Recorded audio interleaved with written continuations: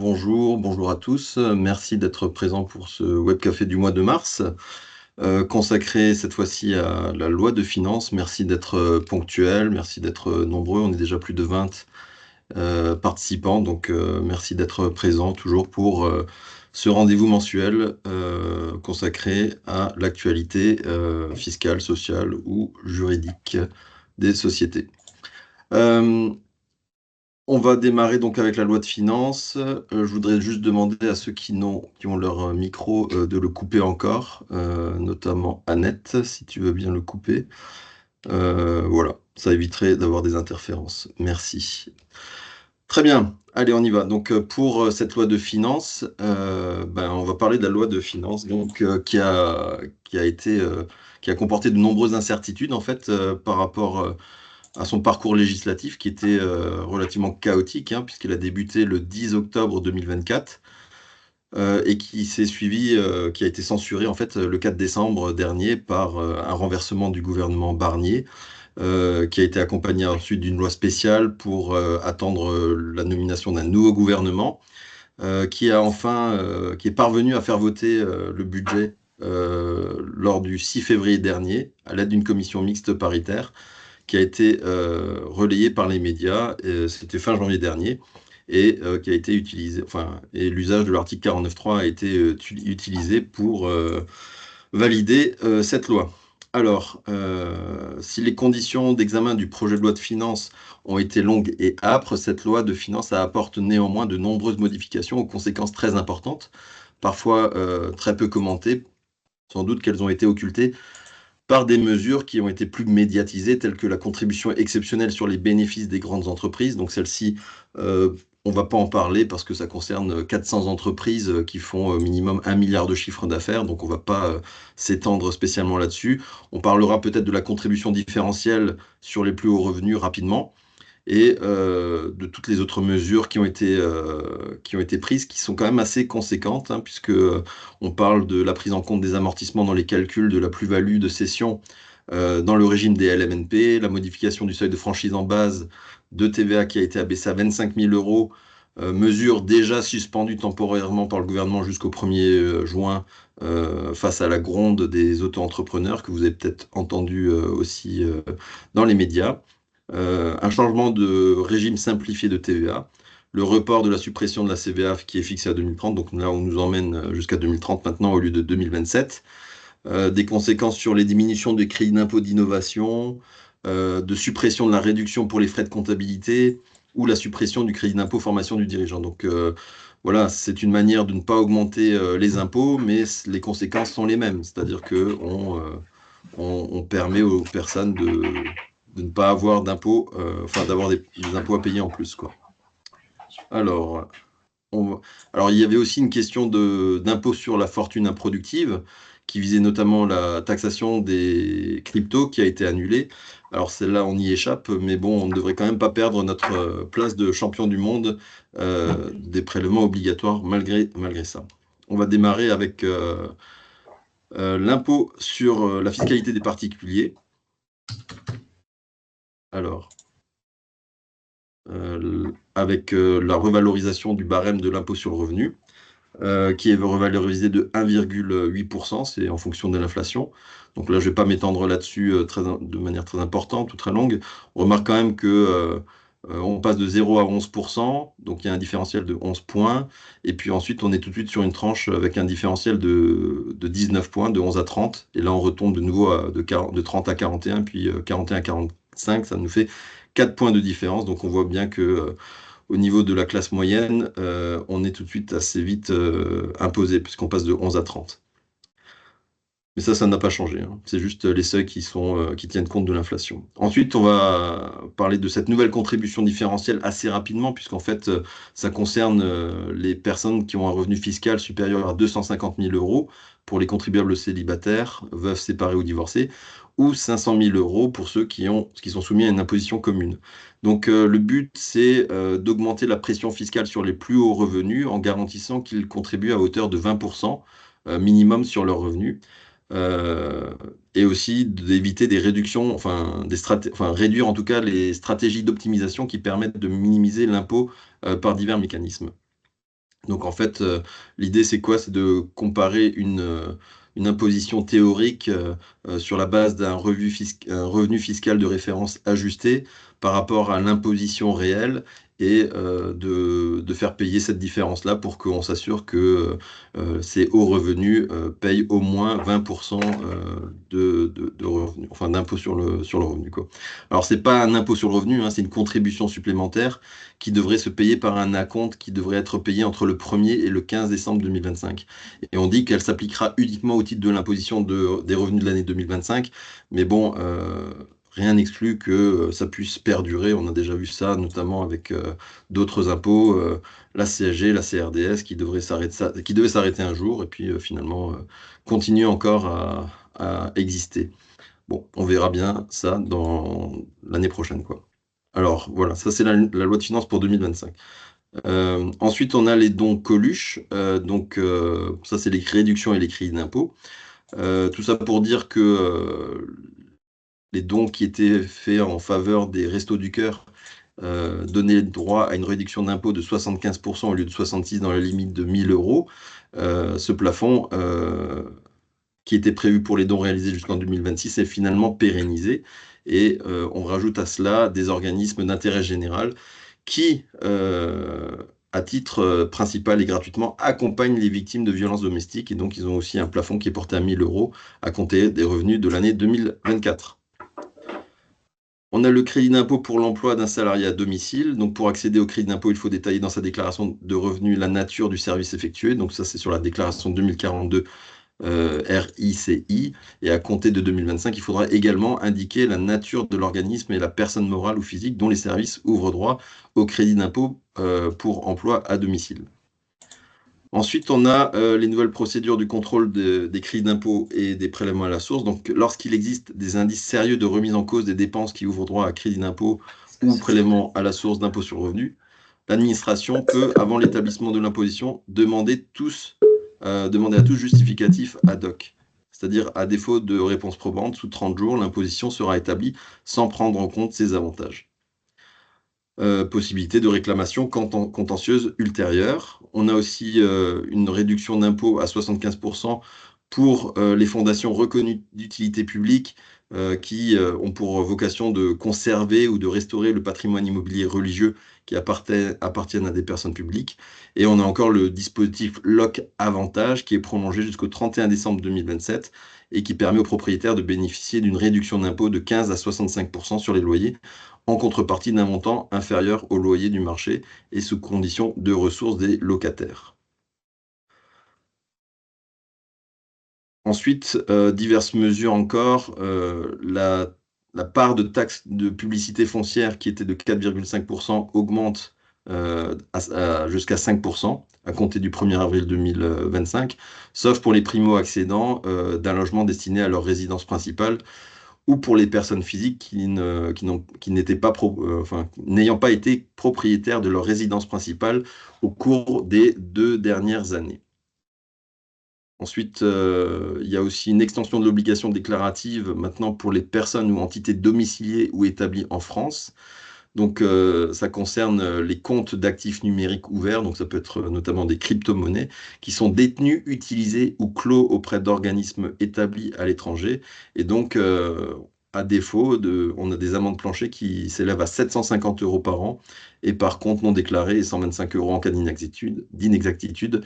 Et c'est plafonné à 10 000 euros. Donc, le montant est doublé si la valeur des comptes est supérieure à 50 000 euros. Donc là, c'est pas nouveau, mais c'est maintenant étendu à des entités, puisqu'avant, c'était plutôt des personnes physiques ou des sociétés, enfin des entreprises sans personne morale, etc. Les billets d'avion, la taxe Chirac, la taxe passe de 2,63 euros à 7,40 € pour un vol en classe éco intra-Union européenne. Et enfin, pour donner un coup de pouce aussi au marché immobilier, on a jusqu'au 31 décembre 2026, sans limite d'âge, la possibilité de verser des dons de sommes d'argent en pleine propriété à un enfant, un petit-enfant, arrière-petit-enfant, ou, à défaut de descendance, à un neveu ou nièce, et ils sont exonérés de droits de mutation à titre gratuit, dans la double limite de 100 000 euros par un même donateur à un même donataire et 300 000 euros par donataire avec une possibilité de dons successifs dans cette limite. Donc, dans cet exemple-là, le cas 1, vous avez un donateur, il ne peut pas le donner au conjoint, il ne peut pas le donner à sa sœur ni à son neveu ou sa petite nièce. Par contre, il peut le donner bien sûr à ses enfants, petits-enfants ou arrière-petits-enfants. Par contre, dans le cadre d'un donateur qui n'a pas de enfin, qui n'a pas de descendance, il peut non pas le donner à son conjoint ni à sa sœur, mais à son neveu, mais pas à sa petite nièce. Voilà. Et bien sûr, le donataire doit maintenir ce logement affecté à sa résidence principale ou à celle d'un locataire hors foyer fiscal au moins 5 ans à compter de l'acquisition ou de l'achèvement. Voilà ce qu'on peut dire sur les mesures qui concernent la fiscalité des particuliers. On va passer à la fiscalité des entreprises, donc l'aménagement de la suppression de la CVAE. Donc, je vous disais déjà en loi de finances 2024 à l'époque qu'il y avait une suppression de la CVAE due à compter de 2024. Et bien finalement, on nous avait dit après que ça serait une suppression définitive reportée à 2027 avec des taux dégressifs qui passeraient de 0,28, 0,19 et 0,9% en 2026. Et finalement, la loi de finances pour 2025 nous amène de nouveau à un nouveau report de 3 ans de la suppression de la CVAE, avec un taux de 0,19 plus la taxe additionnelle qui fera qu'on sera à 0,28% pour le taux maximum de la CVAE, et puis 0,28, 0,19 et 0,09%, donc avec une suppression en 2030. Voilà, donc on nous fait promener avec cette taxe depuis de nombreuses années maintenant en nous disant qu'elle va s'arrêter et ça dure encore et encore. Voilà, donc on continue avec un impact important sur les LMNP, c'est-à-dire le nouveau mode de calcul de la plus-value. Ça a été largement commenté. Donc c'est le fait de tenir compte des amortissements précédemment déduits, à l'exception de ceux qui correspondent à des dépenses de construction, de reconstruction, d'agrandissement ou d'amélioration, ce qui aura pour un effet de majorer d'autant plus la plus-value imposable. Donc, dans le calcul, on va devoir maintenant déduire l'amortissement des recettes locatives imposables, et ce qui va avoir pour conséquence d'augmenter la plus-value et donc d'augmenter la taxation. On va le voir. Bon, alors bien sûr, il y a des règles sur lesquelles ça ne s'applique pas. Par exemple, les résidences-services destinés à l'accueil exclusif des étudiants, ceux qui accueillent des personnes handicapées, puisqu'on peut faire aussi de la location meublée pour des personnes handicapées, pour des étudiants, ou pour des établissements qui délivrent des soins de longue durée ou d'hébergement de personnes âgées. Donc, dans l'exemple, avant cette réforme, on avait un total de prix de revient qui était de 306 250, sur lequel on avait une plus-value, donc 350 000 moins 306 250, et ça vous donnait une base, une assiette de taxation de 43 750, qui donnait lieu à une imposition de 9 609 euros, et ça représentait 2,7% du prix de la cession. Depuis cette réforme, voilà, on a maintenant la prise en compte des amortissements. Donc ça vient réduire le total du prix de revient. 306 000, au lieu de 306 250 euros, on a 206 250 euros. Et bien sûr, la plus-value brute n'est plus de 43 750, mais 143 750. Et l'imposition totale est largement plus importante, puisqu'on arrive à 32 595 euros pour ce cas-là. Et on a un pourcentage, enfin, du prix de, enfin, un pourcentage d'imposition sur le prix de cession qui est de 9,3%. Voilà, donc les conséquences sont assez importantes par rapport à cela. Concernant les crédits d'impôt et réductions d'impôts, donc à compter du 16 février 2025, il y a des aménagements qui ont été faits sur le crédit d'impôt recherche. On ne va pas rentrer dans les détails parce que c'est des modifications du type la loi réduit de 43% à 40% le taux forfaitaire de prise en compte des dépenses de personnel, elle supprime les avantages liés à l'emploi des jeunes docteurs, etc. Donc c'est vraiment dans la détermination du crédit d'impôt recherche qu'il y a eu des modifications avec des restrictions, hein, bien entendu. Là aussi, juste pour le crédit d'impôt innovation qui concerne plus les petites entreprises ou les PME, qui devait prendre fin le 31 décembre 2024, et ben, ce système est reconduit jusqu'au 31 décembre 2027, mais son taux est diminué parce que les dépenses engagées sont prises en compte maintenant à 20%, alors qu'elles l'étaient à 30% antérieurement. Donc voilà, une réduction encore au niveau du crédit d'impôt innovation, mais qui est quand même maintenue pour le coup. Par contre, pour les petites entreprises, les petits entrepreneurs, même les LMNP, qui avaient l'habitude d'aller chez un centre de gestion et qui pouvaient obtenir une réduction d'impôt qui était maximale, enfin, maximum de 915 euros par an, et qui correspondait aux deux tiers des dépenses exposées pour la tenue de leur comptabilité, donc les honoraires de l'expert comptable et éventuellement leur adhésion à un centre de gestion, et ben, cette réduction est supprimée.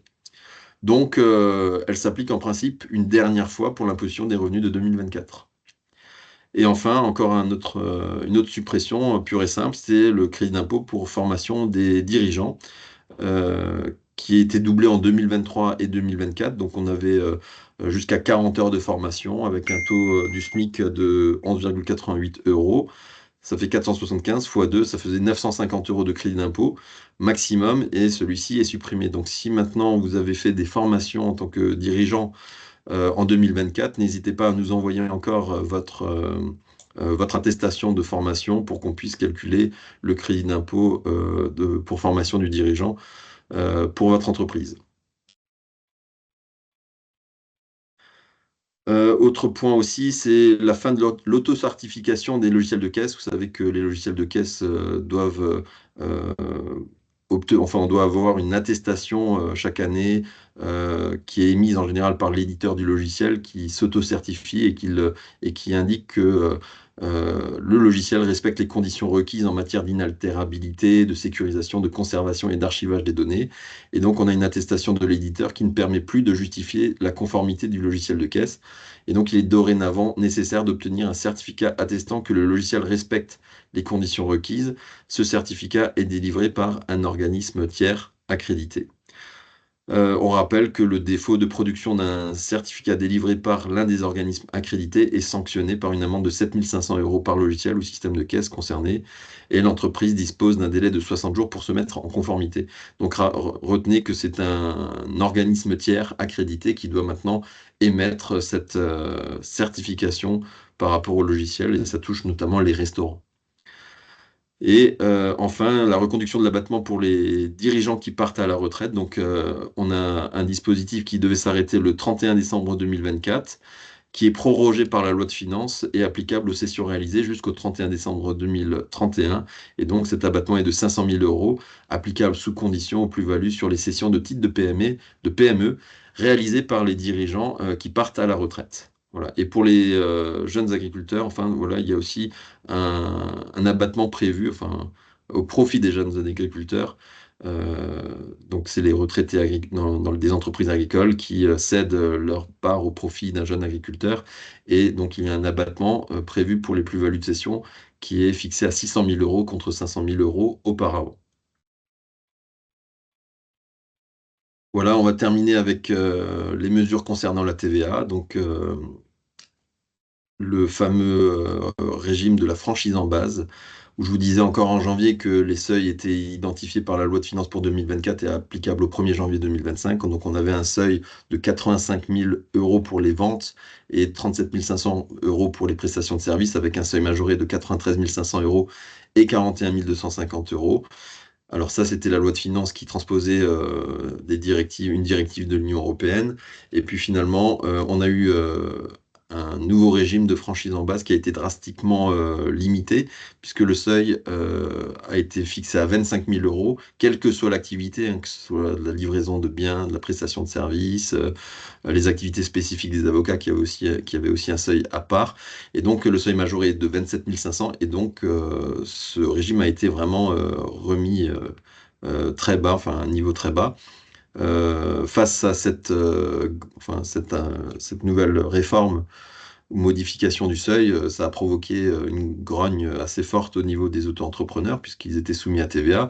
Donc, qui dit soumission à TVA dit comptabilité, dit déclaration, dit collecte de la TVA pour le compte de l'État, dit attribution d'un numéro d'identification de TVA et ainsi de suite. Donc, ça alourdit les démarches et puis surtout, ça a aussi un impact potentiel sur le revenu des auto-entrepreneurs.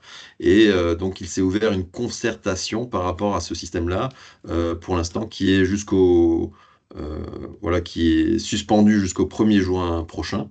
Et, donc, on va attendre cette concertation où, pour l'instant, on a enfin, le gouvernement qui est en train de revoir ça avec les fédérations, notamment la fédération du bâtiment qui, elle, est pour cet abaissement du seuil, mais pas les autres. Donc c'était la ministre déléguée au PME qui procède actuellement à des arbitrages après avoir reçu à Bercy les différents groupes politiques ainsi que les représentants des fédérations professionnelles.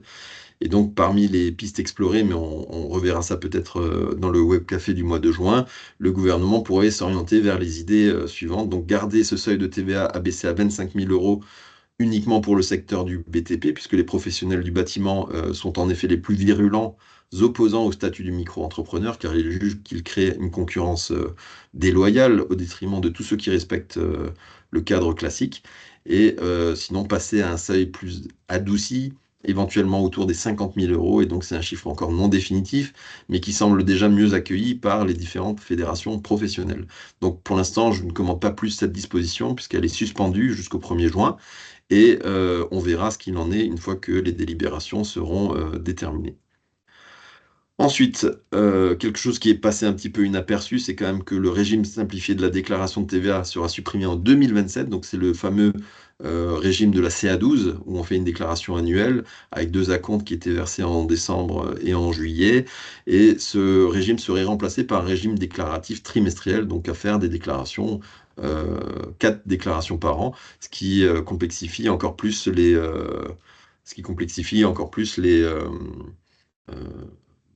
obligations déclaratives, hein. Alors ce régime serait fixé pour les entreprises qui ne dépassent pas 1 million d'euros de chiffre d'affaires, quel que soit leur domaine d'activité, ou 1,1 million pour le seuil majoré. Donc ça, c'est pas pour tout de suite, c'est pour 2027. Mais attention, ça peut avoir un impact aussi, notamment en termes de trésorerie, puisqu'il faut verser non pas 2 acomptes, mais faire des déclarations de TVA trimestrielles. Et ça, c'est surtout aussi en rapport avec l'émergence de la facture électronique, pour que ça soit conforme aussi avec avec les factures électroniques. Et puis on termine avec quand même une bonne nouvelle, entre guillemets, c'est-à-dire qu'on a la suppression de l'attestation de TVA pour les travaux dans les logements, puisque on savait que vous aviez certains travaux immobiliers qui étaient réalisés dans les locaux d'habitation, qui étaient achevés depuis plus de 2 ans sous condition, pouvaient bénéficier du taux intermédiaire de 10% ou du taux réduit à 5,5% s'il s'agissait de travaux de rénovation énergétique éligibles. Et donc, pour en bénéficier, le client devait établir en double exemplaire une attestation mentionnant que les conditions d'application du taux ou intermédiaire sont remplies. Cette attestation devait être mise au prestataire avant le commencement des travaux ou plus tard lors de la facturation ou de l'achèvement. Et donc, à partir de la loi de finances pour 2025, celle-ci supprime cette attestation et la remplace par l'obligation pour le client de certifier sur le devis ou la facture que les conditions pour l'application du taux réduit ou intermédiaire sont remplies. Donc, c'est un allègement en termes d'obligation, puisque l'obligation, elle s'enlève au niveau du professionnel. Et cette mesure s'applique à compter du 16 février 2025 pour les travaux en cours à cette date. Et donc la certification pourrait être ainsi apportée directement sur le devis ou sur la facture. Voilà pour cette présentation qui est assez rapide quand même, mais bon, j'ai quand même sélectionné les sujets les plus importants. Je regarde si les professions libérales, alors, ne sont pas concernées. Ça, c'est une question d'Arnaud Legros. Alors, les professions libérales ne sont pas forcément concernées si elles ne sont pas soumises à la TVA. Ça dépend si elles sont dans un secteur qui est soumis, puisque un avocat, c'est aussi une profession libérale, mais un médecin, c'est aussi une profession libérale. Et du coup, quand on est dans le secteur de la santé, on n'est pas éligible à la TVA.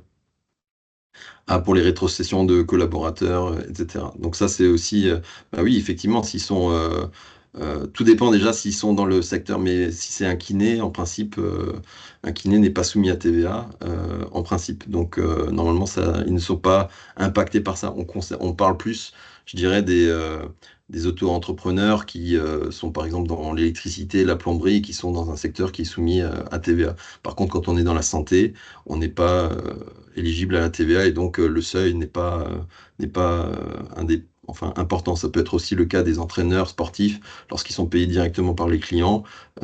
Ça n'a pas d'impact pour eux parce qu'ils sont dans l'éducation à ce moment-là ou dans l'enseignement.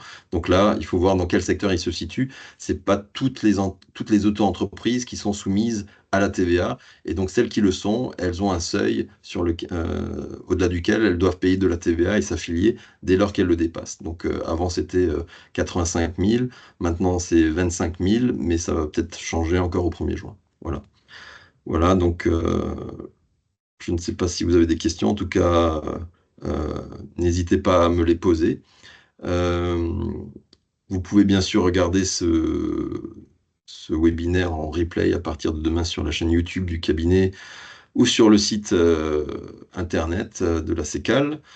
Le mois prochain, on va parler de la loi de financement de la sécurité sociale ou de l'actualité sociale, puisqu'il y a aussi de sacrés changements au cours du mois de février. À la fin du mois de février, il y a eu une circulaire de l'URSSAF qui modifie drastiquement le décompte des avantages en nature véhicule et qui a donc des conséquences puisque c'est applicable à compter du 1er février de cette année. Donc personne n'avait prévu enfin, n'avait anticipé ça, puisque personne ne savait que ça allait venir. Et donc il y aura des conséquences par rapport à tout ça qui seront explicitées le mois prochain par Maxime Metzler. S'il n'y a pas d'autres questions, ben, on va s'arrêter. Je vous invite aussi à- à compléter si vous souhaitez, enfin s'il vous plaît en tout cas, le questionnaire qui a été mis en place par Sandra, qui figure dans le chat. Et puis voilà, donc avant de partir, merci de remplir cela et on en tiendra compte pour les prochains webcafés. Merci d'avoir été si nombreux avec moi et je vous souhaite maintenant encore un bon après-midi et je vous dis rendez-vous au mois prochain avec Maxime, notamment pour l'actualité sociale. Merci, au revoir.